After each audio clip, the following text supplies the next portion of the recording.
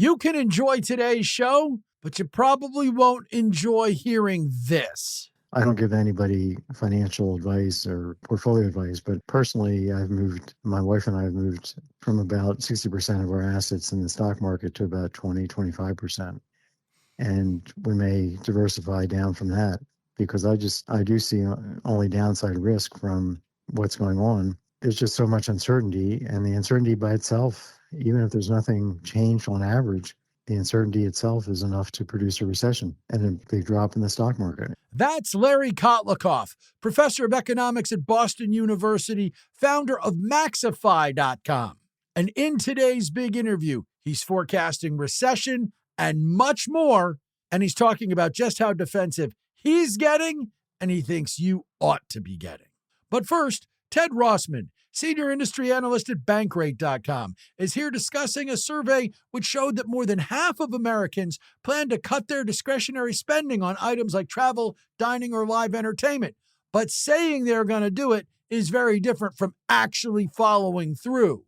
Plus, I'll answer a listener's question about how they should make their portfolio more age-appropriate as they make moves pretty similar to what Larry Kotlikoff is suggesting they ought to do anyway. And now, folks, it's Sock It to Me time. Socking it to you since 2012, this is Money Life with me, Chuck Jaffe. And this is Money Life for May the 28th. Thank you so much for joining me. We've got a great show planned and executed for you today. And yeah, there is definitely this disconnect at times when you say, hey, does an economist invest the way you do? There's some great books written by various economists, like An Economist Looks at the Market and what have you, that are worth a read that, I don't necessarily always believe every economist is a great investor, but I know what they're looking at. And Larry Kotlikoff has a business, Maxify, that is basically built around trying to use economics to make investment choices. And that is scary. And it's scary because, while we gave you the one quote talking about his portfolio, if I really wanted to cut to the chase, I might have used this one. I think we are going to have a recession. I think it's time for people to get out of the market, to get to safety. This is a good time. But a lot of people are just kind of addicted to the market, and they're leaving themselves at risk. It's all about the recession or the potential recession that we haven't had. Now, I will also point out, if you are on a certain side of the political aisle, it's the right side, and by that I mean of the arena, not the correct side. And I'm not saying that it's incorrect either. I'm not getting into the politics. You will not like a lot of the things that Larry Kotlikoff is saying. I understand that, but that should color your lens. I really don't care about the politics. And yes, you've got an economist looking at things. Economists do tend to get more political than guys who are straight up money managers. But that's also something that you factor in. If you dislike what Larry Kotlikoff is saying, do you dislike it because of the politics or because you don't believe that what he is saying is right? And stick around to the very end because he says something in there that answers a very direct question of mine that could affect how I invest in a very specific way in a situation for years. And I'll tell you at the end of the show how that kind of plays out and what happens to my thinking when I hear something like that, etc. Plus, we'll be talking about asset allocation because we got a great question from Tim in Jenks, Oklahoma, asking about making portfolio changes, not from the way we were talking about it the other day, where it's like, what am I selling, etc. But it's like, how do I start to bring things in to my portfolio? And he doesn't really need to sell anything. He just needs to be putting money to work in different areas or more areas. And that's a lot of us. It's not, oh my goodness, I have to overhaul my portfolio. It tends to be more, I've been going in this direction. I've built this up. Now I need to build that up a little bit more, etc., and make sure that I'm there. It follows up on some recent discussions we've had on things like rebalancing and selling and more. And then Ted Rossman is here. Always fun to catch up with him. So let's get after it. We got a great show. I've told you what's coming. Thank you so much for being here. Remember, you can reach me, Chuck, at moneylifeshow.com, and I'd love to hear from you. But you'd like to hear from our guests, and you're in the right place because we'll do that right after this message.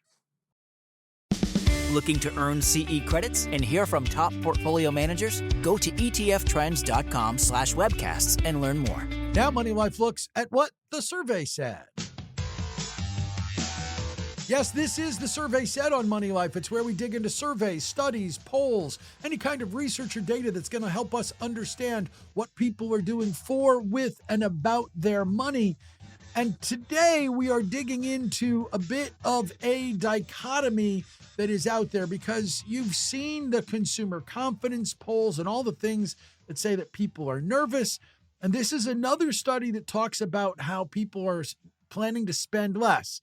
And in this case, it's a bank rate study, which showed that more than half of Americans are planning to spend less on travel, dining, or live entertainment purchases as we move forward into the summer when, hey, travel is a busy season and all the rest. Of course, the problem has been that every time people are saying they're going to spend less, they haven't necessarily been spending less.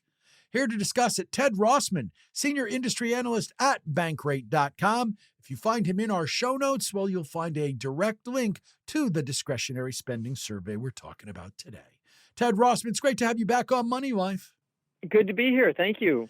Let's start with the spending plans, or the spending cuts, if you will, in terms of people saying, yeah, I have discretion and I'm going to use it. I'm going to spend less this summer. And then we'll talk about whether they actually are using it. 54% say that they're planning to spend less on travel, dining, or live entertainment this year versus last year. Last year, 49% said they were going to spend less than they did in 2023. This year's cutbacks are pretty evenly spread. 39% plan to spend less dining out, 39% less on live entertainment, 38% less on travel. Like we've been saying, though, I have my doubts as to whether or not people will actually follow through on some of these best laid plans. Well, explain why you have doubts, because it's not like you guys said, hey, what do you do? And they say, I plan to spend less. And your next question was not like, really? Do you really? Right? So that's the problem, Ted. We take the survey, we assume people are answering it honestly, but you and I are now kind of assuming maybe not so much. There's been a really interesting disconnect in recent months and even years between consumer sentiment and actual data. People have been feeling very down on the economy. They're worried about tariffs and inflation and high interest rates, and is there going to be a recession? And there's been a lot of gloom and doom, at least in the sentiment and the soft data. The actual numbers, though, have been more positive, whether we're talking jobs or GDP or consumer spending. Specifically in the travel world, we've seen record numbers of TSA passenger screenings again this year, building a little bit on last year's record. The growth has slowed. I mean, it's not growing as much as it was back in 22 or 23 with all that post-pandemic demand. But still, we had a day over Memorial Day weekend where the TSA screened 3 million passengers in a single day. And that's one of the handful of busiest days ever. And we've seen really a lot of that the past few years. And dining, bar and restaurant sales were up 8% year over year in April. So there's this really interesting disconnect, because a lot of people say the economy is terrible, and then you would think that they would cut back on some of these extras, but they're not. I mean, some of it is there is still that post-pandemic urge to get out there and do stuff. Young adults are carrying a lot of that flag. But there's also the fact that even if you're working and your wages are up and you're not feeling great about that because inflation's up too, people have money to spend. Higher earners, that's one other thing. Higher earners are propping up a lot of these stats. Economic inequality continues to grow. It's said that the top 10% does 50% of the spending. That's especially true in the travel world.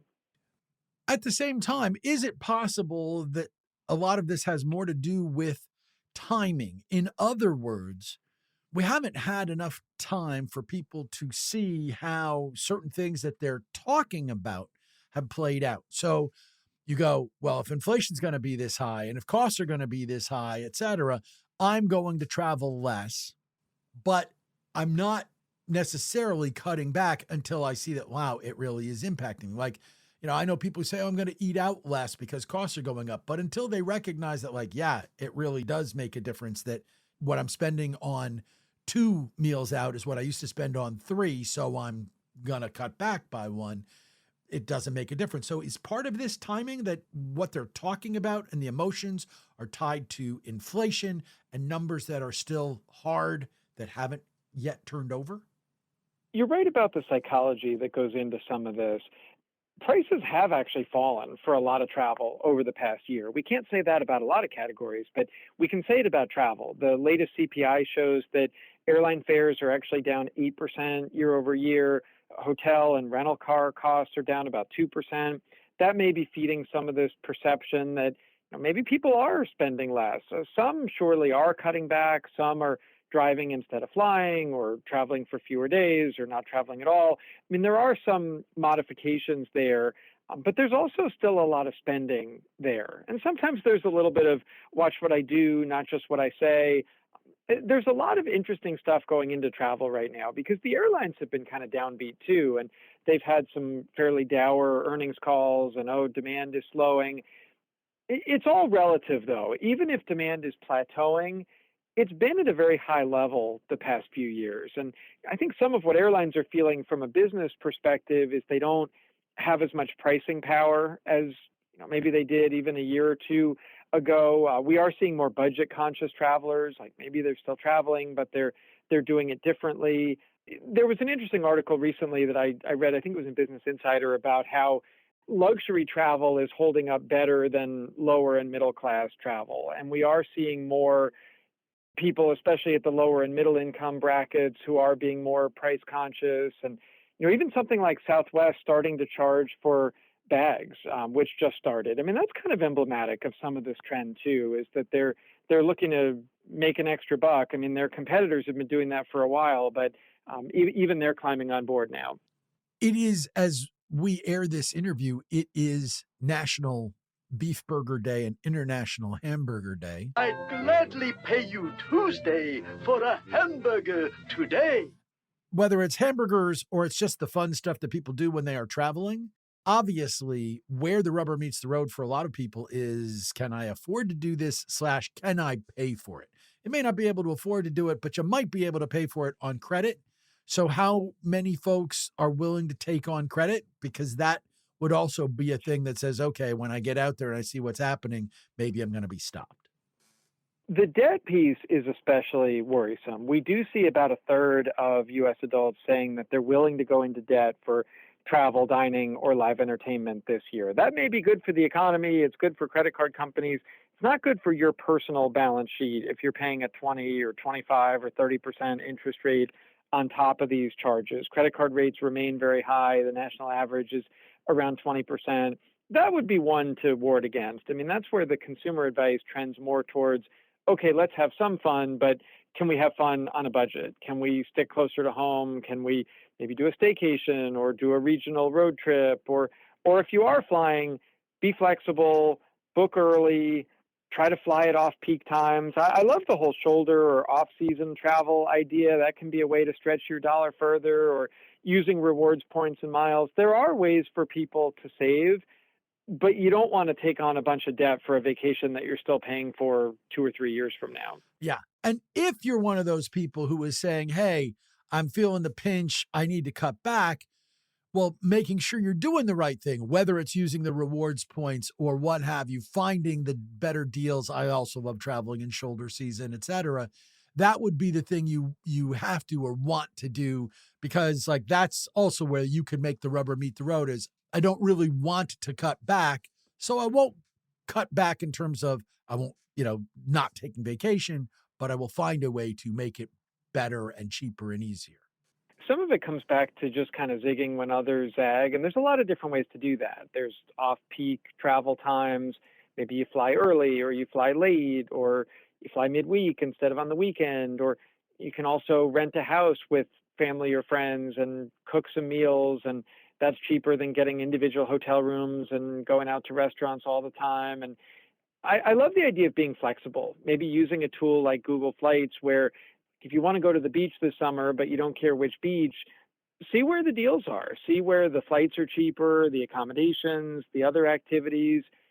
These are ways to stretch your dollar further, because a lot of people are looking for ways to cut back. Even if they still want to travel, they are price conscious. Costs have gone up for everything the past few years. That was another interesting thing we found in our research was that, when people are not traveling, cost is the biggest obstacle, not surprising. What was a little surprising was that was a dead even split between everyday life is too expensive and travel is too expensive. So there's definitely a spillover. If you're paying more for housing and groceries and gas and other things, there's just less left over for things like travel. Well, we will be traveling when we can be, but we're always in favor of saving. And if Americans are going to be spending less on discretionary items, well, at least hopefully they're going to be exercising discretion and finding ways to not feel like the cuts are so bad. Ted, great stuff. As always, thanks so much for joining me on the show. My pleasure. Thanks for having me. That's Ted Rossman. He is Senior Industry Analyst at Bankrate.com. That's where you're going if you want more information. For the direct link to their discretionary spending survey, look in our show notes or find Ted on our guest page at MoneyLifeShow.com. And we're going to show just enough discretion to take a little break here, but then we will come back and you will be spending some more time with us talking about all things financial. So stick around for that.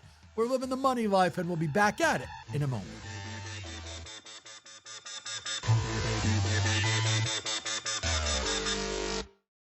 VettaFi is the partner asset managers rely on across the entire product lifecycle. Learn how you can build and support the product of your dreams at VettaFi.com.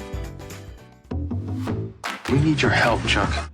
We need your help, dude. You are like our only hope. We'd like your help on this, Chuck. We've come for help and we're not leaving without it. Here's someone who can help you. Well, I certainly hope I can help you. We love getting your questions and trying to help you.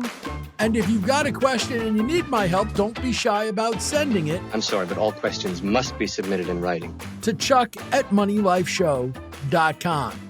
You might be like Tim in Jenks, Oklahoma. Here's his question. Chuck, longtime listener, first-time writer. Thank you for the show. I've learned a lot from it. I'm one of those people who's been mostly all stocks and almost completely U.S. stocks for as long as I've been investing, which is about 25 years now. I started just with the retirement plan at work, and I had no idea what I was doing, but I knew I needed stocks to have my money grow. Now I'm in my late 40s, and over the years I've added a lot to it, mostly mutual funds and ETFs, but some individual stocks. I've always bought big U.S. companies to get my foreign allocation.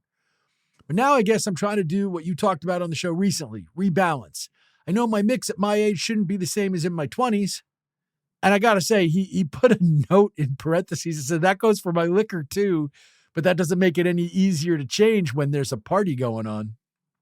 And I'm wondering how to decide how much international to own and how I decide what kind of bonds to own. Seems to me that there's a big difference between owning treasury bonds and owning junk bonds, and that buying one and saying that I have bonds in my portfolio may not be doing what the experts suggest.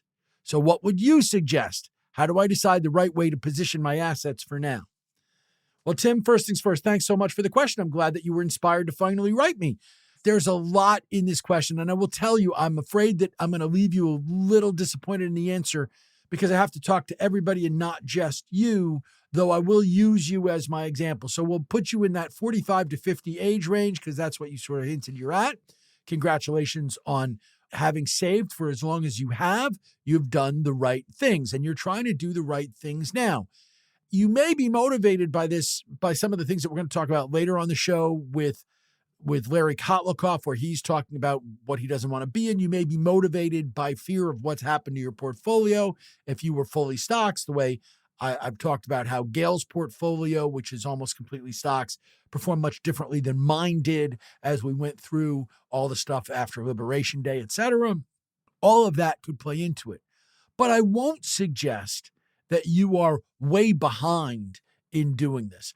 I understand that, there are folks like Jack Bogle would have said, take your age, subtract it from 100. That's what you put in stocks. But he adjusted that to basically say, figure out your current value of Social Security, and that becomes the bond portion of your portfolio. And if you do that, well, you're going to wind up saying, I've got plenty in bonds for a long time.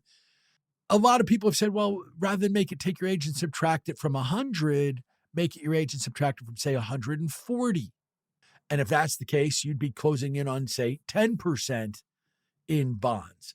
That would seem to be about right. So you can look at analysis from most of the major fund companies to back this up.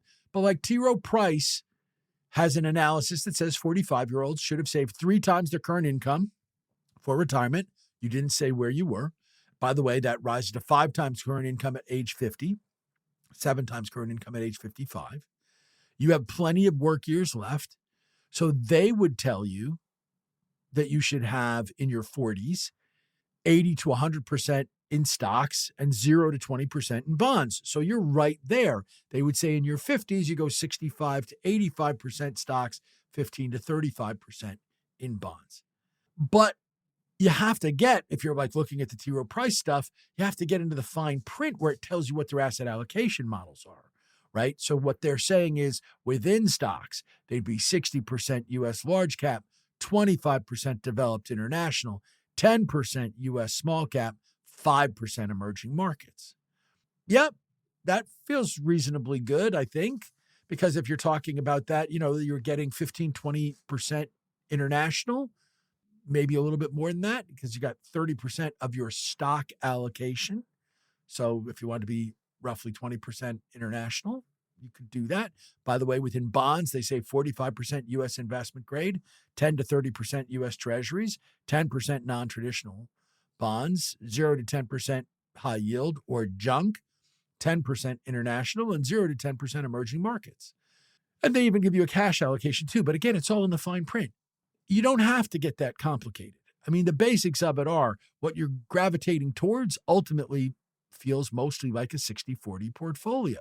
That's a 60% allocation of stocks and a 40% allocation of bonds and cash. And historically, 60-40 has performed better than stocks or bonds alone when the market gets turbulent. During the last 3 Fed rate reduction cycles, because we might be looking at a Fed rate cut at some point, a portfolio of 60% stocks in a dividend equity strategy combined with 40% aggregate bond exposure produced positive returns every time the Fed was cutting. So you're on the right track. Now, you want to make this a slow transition. And you may, for all I know, because you didn't send me your portfolio, you may have already made it to some extent, right? If you've got dividend-oriented strategies in your stock allocation, that increases the income component and raises the quality factor of the stocks. And that may be beneficial, right? That may be something that says, okay, I'm getting more income.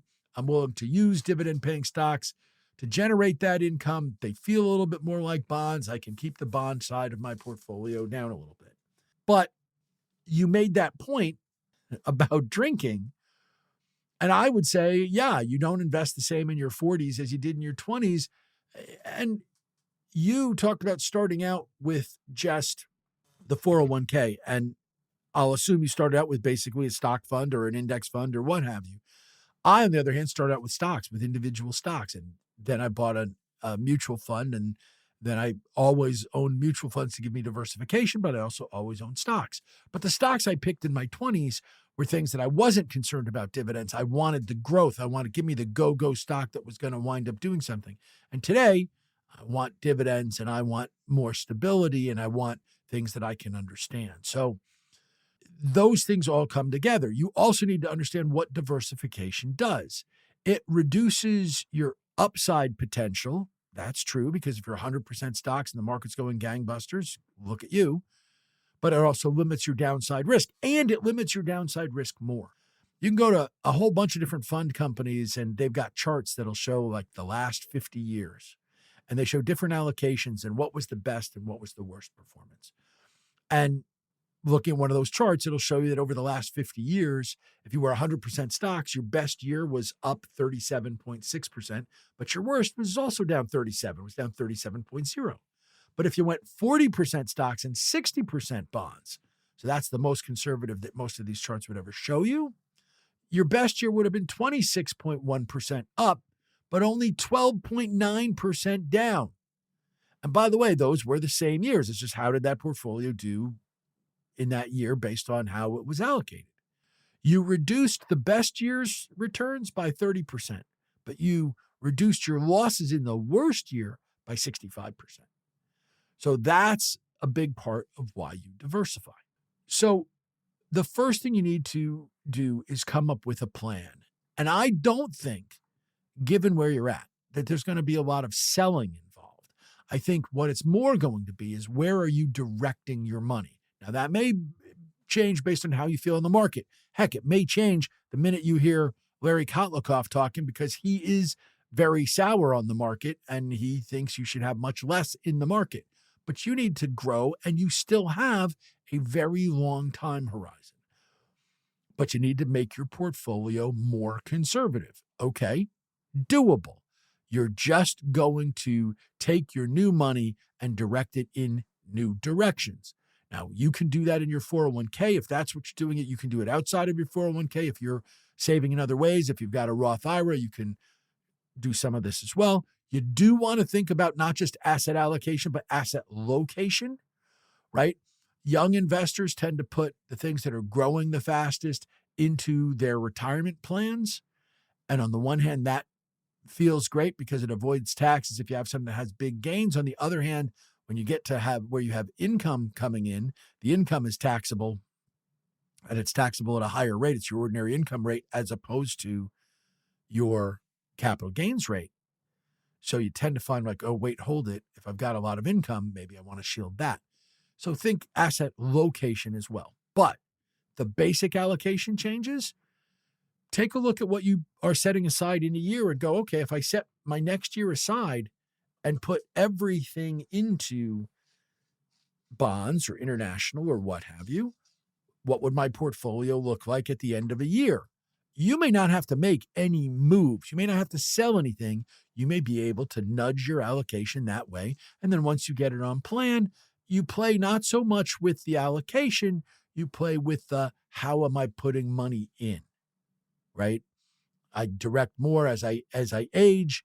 I'm not so much changing the portfolio in terms of let me go take a wrench and break it down and, put in new nuts and bolts and different pieces, as much as you are going, wait, what are the features I want to add? Oh, I want a little more of this and a little more of that. As for how you add bonds, you are completely right that junk is different from treasuries. You probably want to start with an aggregate bond fund, and then you want to add around it. And again, you might be looking as you get a little bit older for what is the income you are generating. And it's okay to say, okay, I'm going to mix it in a little bit here, and maybe I'll do it with specialty funds and say I'll get a Ginnie Mae fund and a junk fund and what have you. Or maybe you'll just do it with an aggregate bond fund and let professional management allocate bonds for you. There's not a wrong way to do it. There is just how do you make these moves, minimize your taxes, and feel like you have control? How much control do you need? Are you okay saying, I'll hire a professional bond fund manager, maybe one who takes a more aggressive tack if that's what you want, but I'll hire a professional bond fund manager and let him do it because there's no way I'm going to understand the bonds the way you could look into a stock portfolio and go, oh, it's got the Mag 7, it's got this and that, et cetera. So you want to look at your whole allocation because you do want to make sure you're covering more than just the big stocks, et cetera. You can probably do this with tilting as long as you're not freaked out by the current market and saying, I need to make these changes right now. As for the international side of things, well, if you bought U.S. multinationals, you do have foreign exposure.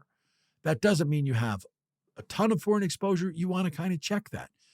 If you've got the S&P 500, well, part of the reason we have this whole narrative around tariffs is that there have been estimates that 41% of revenues in the S&P 500 come from abroad. So you certainly are getting exposure to international markets. If you want to move in a more aggressive direction, and like my father really loved the domestic companies that he basically liked an America abroad strategy, which was he bought U.S. companies that made a big chunk of their revenues overseas. That was how he got his international exposure for the most part. It's fine. It's not going to give you the kind of protection of saying, oh, wait, hold it. I want those valuations that are better in developed international markets, or I want to take advantage of the potential of emerging markets, the way Andrew Foster was saying recently from Seafair Capital on the show. So the question would be, how comfortable can you get with that? You haven't done it to now. If you haven't done it because you're uncomfortable, What's going to tell you that you can go, oh, I can do this and I'll be just fine. It'll be all fine. I'll be able to ride it out when I watch the market get crazy, because that's something you have to know too. But again, getting to where you've got 20% or 25% or even 30% exposure internationally makes some sense. But you might say, I have some international exposure now. I don't need to put 25% of my portfolio into international, because that will give me a bigger allocation and more influence there because I own the U.S. multinationals. So it's not an easy question, Brian. But the truth is, as a 40-year-old, if you were telling me you're already 10 to 15% bonds thinking you need to be up, that would only be if you really wanted to protect things long term. Do make sure you have money to cover you through. And as you're going to hear Larry Kotlikoff say, you should be nervous and concerned, and you might want to respond to that by increasing your savings, reducing your spending, and changing your allocation up a little bit. But unless you are feeling like, oh, I truly need to overhaul things because I'm going to have to access this money in the next 10 or 15 years, as opposed to this is my retirement money and I'm saving it in my late 40s for 20, 25, 30, 40 years down the line. Because remember, yes, you will be retiring in 15, 17, 20 years, whatever it might be, based on where you're at right now and how long you want to work. But you still have a big chunk of your money that needs to be planned to last you to 90. So that's why over the next X number of years, your portfolio is going to go from where it is now, which is virtually 100% equities, to something that is much more like a 60-40 portfolio. You'll do it slowly. You'll do it with your inflows, and you'll reposition a little bit towards maybe those dividend producers to keep the income coming in. Tim, thanks so much for the question. I really appreciate it. For everybody else out there, again, Chuck at MoneyLifeShow.com is how you reach me. And since I've talked all about the interview with Lawrence Kotlikoff, well, that's coming up. And it might make you uneasy, but you're going to want to hear it. So stick around. This is Money.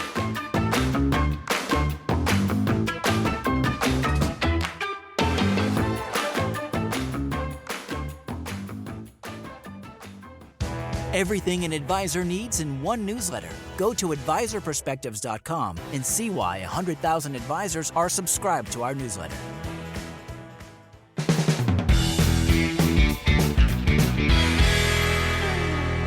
We're back on Money Life, where it's time for the big interview on the May 28th show. Returning to Money Life today, Lawrence Kotlikoff, professor of economics at Boston University. He's an author. He's written books like Money Magic and Economist Secrets to More Money, Less Risk, and Better Life.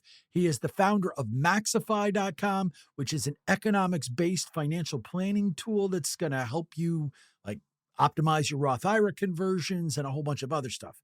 If you want to find out what he's doing, well, Kotlikoff.net, Maxify, Maxify.com to learn about the tool.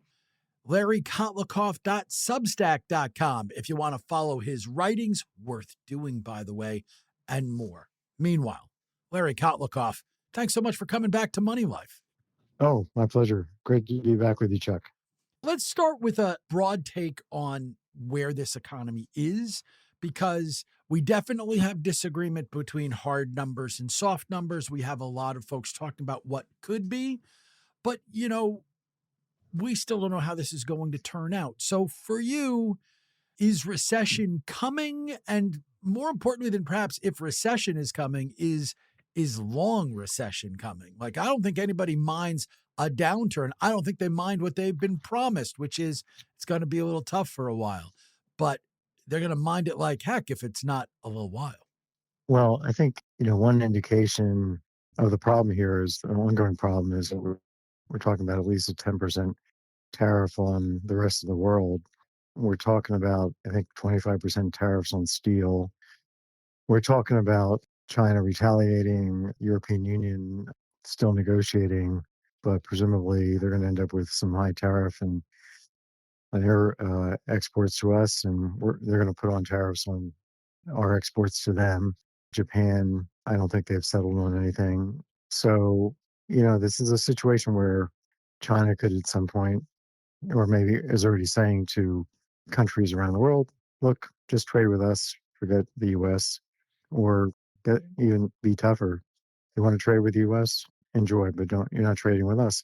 A country like Chile is doing 4 times more trade with China than they are with the U.S. So we're completely shooting ourselves with a cannon in the groin, not just the head. And the president seems to have no concept of economics. He thinks that everybody should have a trade balance with everybody. So I'm supposed to have a trade balance with my barber. So my barber is supposed to buy services from me that equal the amount of money I spend on getting haircuts from him. It's complete lunacy. It's the opposite of what we've known going back to Adam Smith about the, specialization of labor. David Ricardo talking about comparative advantage, everything basic about trade, which has proven for years and years and years over and over again about why countries do well, why companies do well compared to other companies. And also the other thing is that the idea that tariffs are going to produce much revenue, that's not likely. And B, or that's not what the CBO projects. And B, most of the loss of jobs in manufacturing had nothing to do when we went from like 25% of employment in manufacturing in 1950 down to less than 8% or around 7% today, top 7. This has had to do with automation, didn't have to do with trade. If you think about agriculture, we used to have 80% of our workforce in agriculture. It's now around 2%. Output is dramatically higher. And all this occurred before, whether there were tariffs, whether there weren't tariffs. This is a long-term process that had to do with machines outsourcing people. Just one last thing I'll say quickly here is that if you think about the horse and what happened to the horse when the gasoline engine was introduced, well, you go back to 1890, there were about 50 million horses at work in the U.S. Today, there are only 3 million horses, and they're all kind of out to pasture. They're just pleasure horses. They're not working. Their jobs have been completely taken over. So this is a process of humans being replaced by machines. And we're lucky our economy has been able to move into other areas and keep people employed and has grown well compared to other economies like Japan or Europe.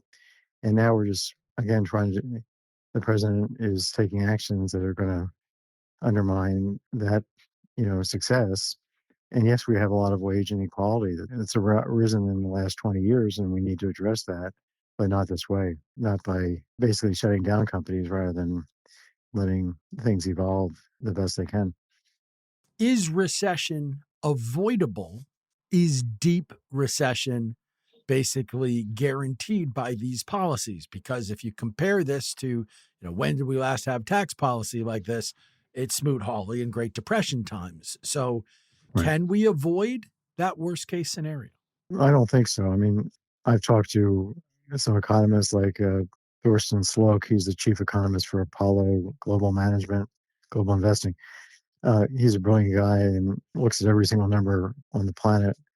And he thinks the probability of a recession in the U.S. is 90%.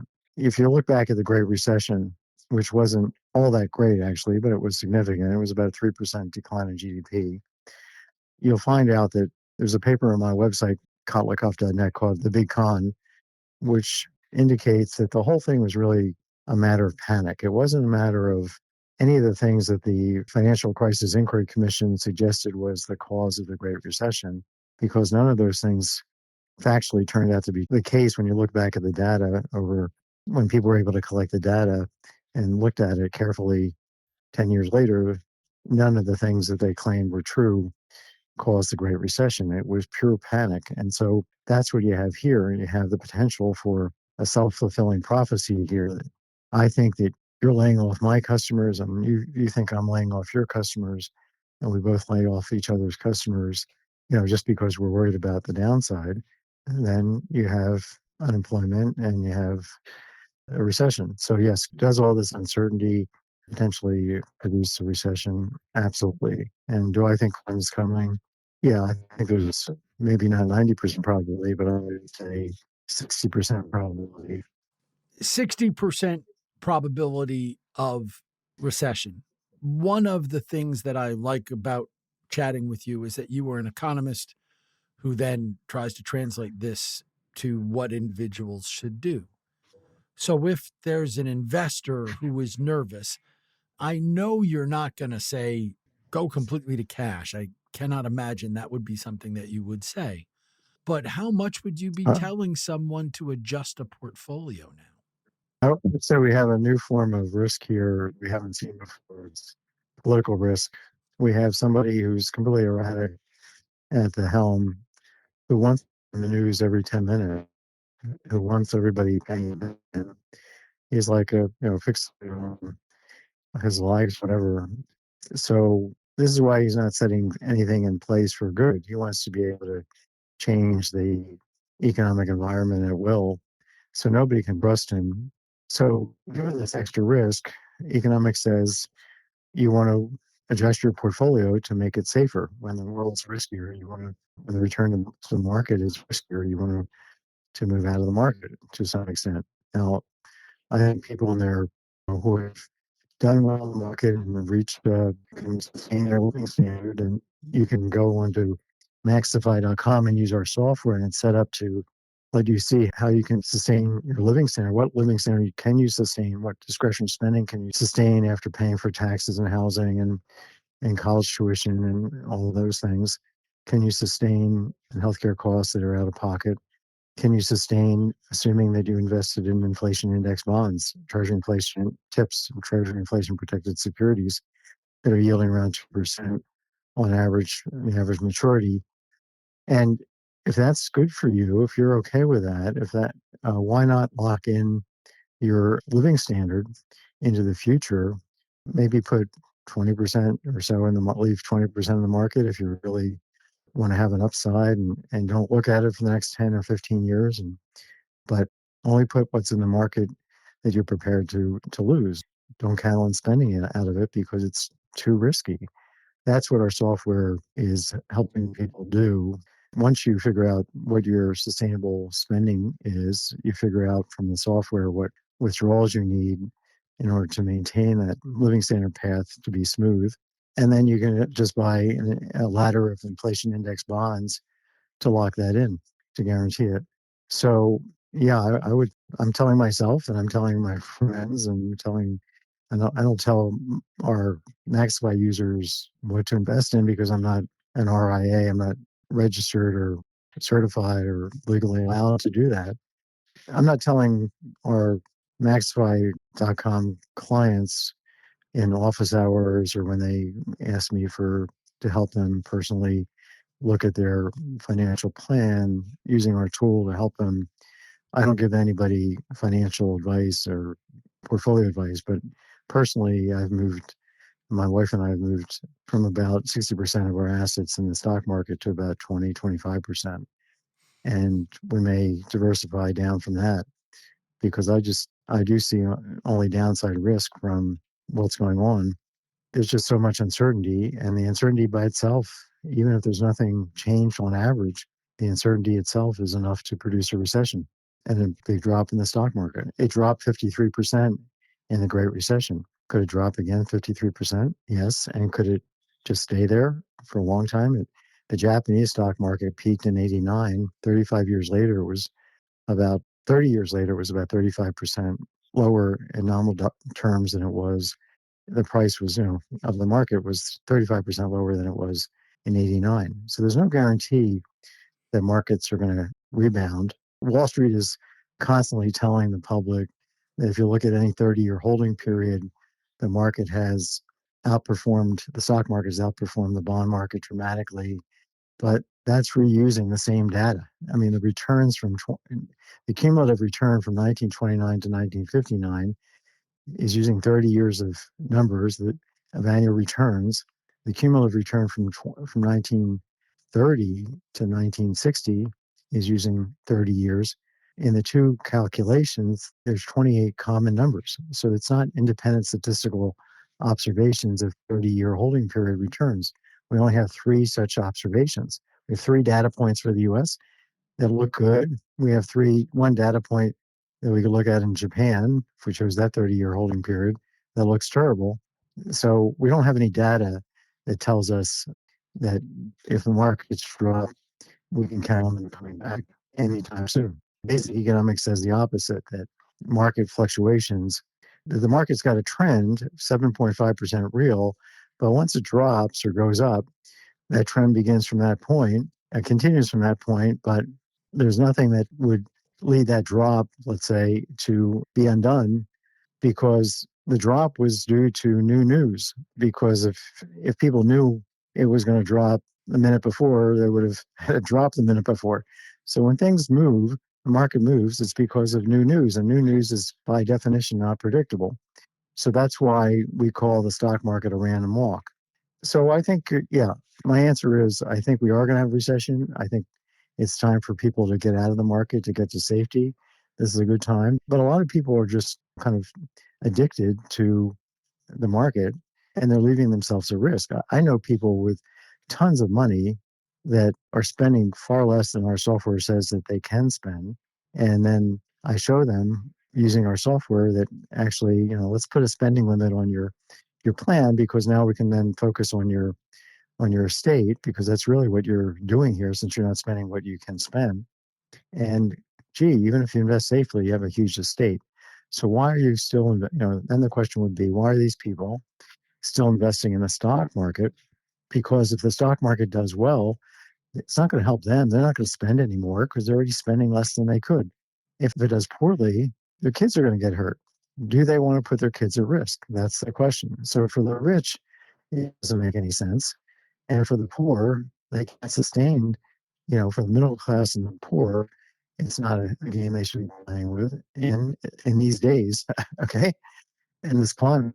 What do you think, Chuck? I'm just spouting on here, but Well, you agree? it's very, very difficult because there are so many risks out there. If somebody says, "Oh, I'm scared that the market's going to go in the tank," okay, so you get completely out of the market, you avoid market risk, but you just gave a big wet kiss to purchasing power risk and inflation risk, et cetera. There are so many mixed messages in this market that you've got tariffs here, but you've got tariffs internationally. You've got charts that would say when the stock market here peaked just before April 2nd and Liberation Day, you had gotten to, pretty much overbought. Then you got the hammering that occurred on April the 2nd and after. You had the market being oversold. Now you have it being overbought again. I think people's heads are spinning in all of this. That's why they need to get to safety. That's exactly why they need to get to safety. Their jobs may not be secure this year or next year. Their assets may not be secure. So why not get yourself safer? That's what economics would say to do. We're seeing, historically high, maybe not today, but in the last month, we've had the VIX index, which is the index of risk on the stock market, be super high. That's a signal that people should be getting safety.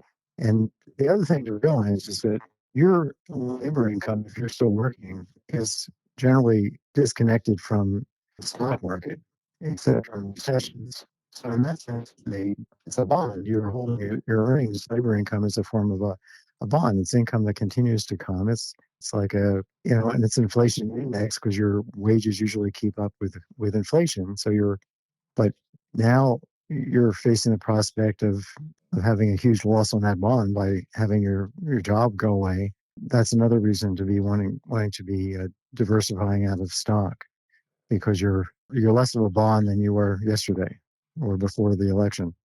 One of the events that I'm looking forward to the most this summer has absolutely nothing to do with money and everything to do with life. I'm becoming a grandfather. I know, thank you very much. And I know that you have a piece just out a day ago, functionally says that my grandson is basically being born with every penny he's ever going to earn kind of pre-taxed. It's not a happy story, but explain what you mean when you say that, like, look, what we are doing right now and the changes that we are making, or more importantly, the changes we are not making to things like debt and deficit, are things that are going to make it that there's much tougher sledding for my grandkids than I've ever had. Yeah. Well, I wrote a piece called Fiscal Child Abuse. It's at larrykotlikoff.substack.com. The article is pointing out that these numbers that we're looking at about official debt are just a part of the picture, because we have all these unofficial debts that are even much bigger than the official debt. And the unfunded liability for Social Security, the red ink for Social Security, is 2 times as large as the official debt. Then there's Medicare, Medicaid liabilities. So when you do everything properly, which is called fiscal gap accounting, and then you see that the government's got a huge hole that if you include both the official and the unofficial liabilities in a comprehensive, economically based manner that Congress is not at all using, you find out that, gee, there's a huge fiscal gap here. And well, what if current generations, people that are currently alive, don't end up paying any more in taxes net of benefits? What's the bill going to be for our kids? Well, your grandkid is going to face lifetime taxes that exceed over their lifetime in present value more than they're going to earn in present value. Their lifetime net tax rate is projected to be 103%. That's what the article shows. This is very much up to date data. It's based on the CBO's estimate of taxes, receipts, and outlays based on the new House bill that was just passed. It's called an extended budget forecast a few weeks ago, anticipating this bill. So it's not exactly to the penny what the House bill is projecting or is producing, but it's very close. We're kind of in an emperor's new clothes situation here. We're looking at the wrong numbers. And the deficit, we have to understand, is not well defined. The federal debt is not well defined in the sense that by just choosing whether to call a liability official or unofficial, the government can manipulate what the debt number is. So, for example, Chuck, the obligation of the federal government to pay you Social Security benefits, that's an off the books liability. That's an unofficial liability. The obligation to pay you interest and principal on your treasury bonds, that's an official liability. But that's just because the government used those terms. I can go back and relabel the payments that you made to the government. Maybe you paid some money to Uncle Sam to buy some bonds, and maybe you paid some money to Uncle Sam to contribute to Social Security. I can relabel them both official, or I can label them both unofficial. So it's not like we have one data series of official debt. We have an infinite number of them. This is the same problem we have in physics, which is time and distance are not well defined. This is the problem of relativity that Einstein pointed out, that the equations of physics do not define certain things. Absolute time, absolute distance are not well defined.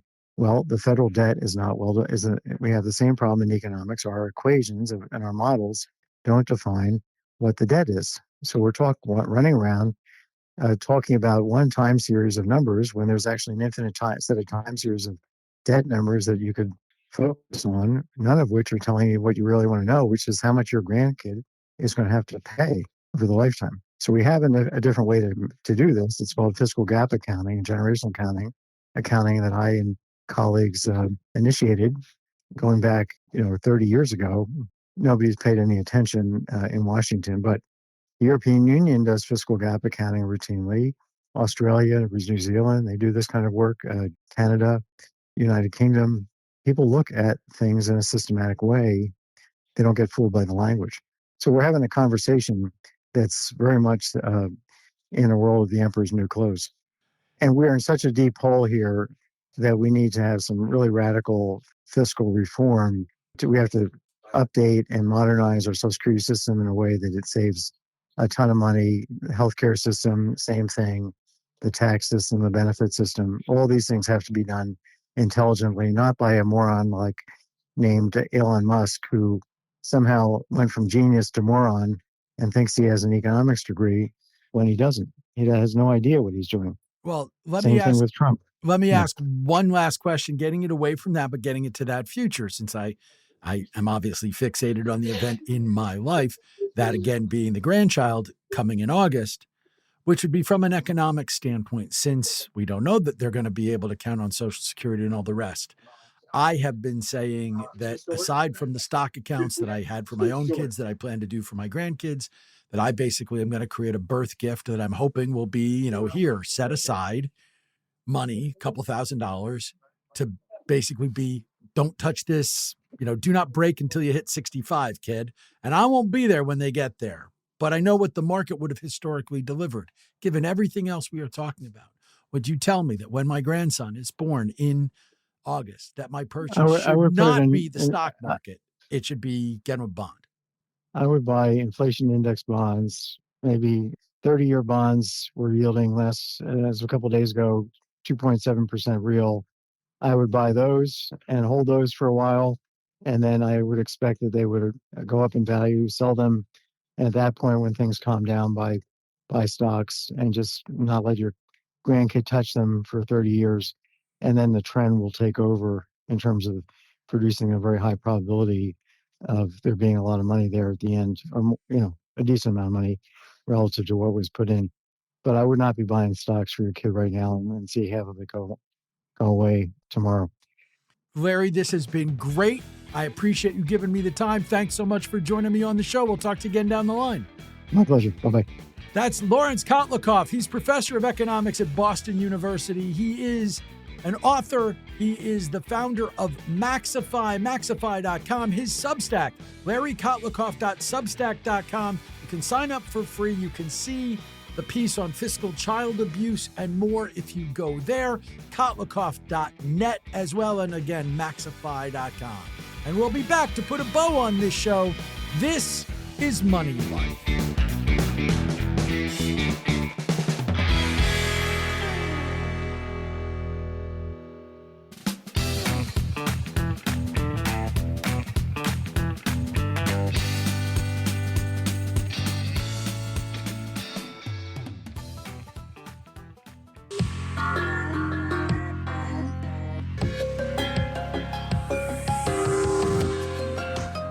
Yeah, we talk about how you want to use this show. I just want to point out the position that I'm now in from that interview with Larry Kotlikoff, right? If I were to follow his advice, I would literally be changing an investment decision I have been thinking I want to make that would be like a 65-year decision. I don't want my future grandson to have to move money around, to have to make a decision when they turn 30 or anything else. And I don't know that I want to manage that money particularly. I just want to make the point of, look at what happens if you have your money in the market. So I think the bigger point is probably going to keep me with at least, let's set this aside long term, because I'm going to do multiple things. My grandchild will definitely have an investment portfolio. But even there, I don't think I can say, your first stock is actually going to be a Treasury inflation protected security. So it's know what you're doing. And that gets back to what we were talking about for Tim in Jenks, Oklahoma, who wrote, and again, Tim, thanks for getting off the longtime listener, but never written before. Participate in a contest, dude. But making those allocation decisions, you have to understand when you hear it, it's got to fit for you. And yes, we tend to be in a range. That's why they say, here, let's give you a retirement date fund, or let's come up with an asset allocation, and they morph towards 60-40. But there's wiggle room within 60-40, and there's no one right way. That's the thing that I always want people to know, is that the important thing is that you reach the end, and the means are a little less important, and there's no one right way to get there. I know people who can't take much risk, so they've saved like crazy because they don't want to lose it. And by saving like crazy, they have made it that they can afford to take less risk. They don't need the same kind of growth. And that works out very well for them. But it wouldn't work out for you if you couldn't afford to save at their level. It would leave you short. And again, it's not just appropriate to what works for you, but it's what's going to make the math work, right? There are studies out there. In fact, I suspect we'll be talking about one that talks about how women are at a disadvantage because they take so much less risk. By taking less risk, they have longer lifespans. They're hurting themselves in their ability to make sure that their assets will last long enough. You got to think about that too. Tomorrow on this show, Joe Lekis, he is founder and chief executive at Leader Capital Corp. We're talking fixed income with him. Kelly Wright from Investment Quality Trends returns to the market call. We haven't had a market call for a while, so it'll be good to get that in. And of course, Todd Rosenbluth is here with the ETF of the week. Meanwhile, if you're looking for something to celebrate, today is National Flip-Flop Day. And that means, I guess, you should be wearing them like you're going to the beach. But in our house, Maho has a thing for flip-flops. Not mine, Gail's flip-flops. So Maho might be having to buy some new ones to replace some others. And it's funny, he's not that way about shoes generally, but there's something about flip-flops that he particularly wants to celebrate. It is also National Senior Health and Fitness Day. Hey, fatso! so. Let's go. I'm not doing this for my health. Well, I am doing it for my health. I am trying to get more healthy, so I might as well celebrate that one. By the way, those who have asked how I'm doing on Wegovy, which I disclosed I'm taking, I've lost some weight and I'm feeling great. That's the most important thing. I've made it basically through lacrosse season healthy, and that's an important thing too. And then on the food front, I'd gladly pay you Tuesday for a hamburger today. It is National Beef Burger Day. It is International Hamburger Day. Cheeseburger in paradise. You know, if you're eating a cheeseburger in paradise, you are probably having flip-flops on your feet while you do it. And yeah, then you're celebrating 2 holidays. By the way, because it's International Beef Burger and Hamburger Day, there's a lot of specials at a lot of the hamburger joints if you're there. By the way, it's also National Brisket Day. Who puts that on the day of Hamburger Day? That's just dumb. I love brisket. I also love a good burger, but I'm not eating both of them today. No way, not possible. My guests today were Ted Rossman, Senior Industry Analyst at Bankrate.com, and Lawrence Kotlikoff, Professor of Economics at Boston University, Kotlikoff.net, Maxify.com, LarryKotlikoff.substack.com. Thanks to them. Thanks to Rob Floyd, my producer. Thanks to Maho, my dog. Or at least thanks when he's not eating Gail's flip-flops. But mostly thanks to you for being here, because you make this special and worthwhile for me each and every day. The Money Life quote of the day comes from Peter Donahue, who said, "A man without money is like a wolf without teeth." Well, we hope that you have a full bite and that you get what you need when it comes to your money. But to get there, whether you're worrying about allocations like we talked about or the rest, we hope you remember that until we do this again the next time, the best thing you could actually do for your money is not worry too much about it. Have a great day, everybody. Stay safe and calm. We'll see you here again on Money Life tomorrow. The people who appear on Money Life are here for your and their own entertainment. Don't take advice from us or any other podcast without doing more research and/or consulting your financial advisor. We believe our guests provide reliable information, but we can't and don't guarantee the accuracy or completeness of their statements. Opinions expressed on Money Life are those of the host and guests only and reflect their personal thinking. They're not representative policy or strategy of any employers or sponsors. This show is produced by Money Life Radio, which retains all rights to the content. If you want to use any part of this show for your own purposes, be they good or evil, you must get our written permission first. And remember, with great financial information comes great responsibility. Please act responsibly. That's it? That's all you're doing today?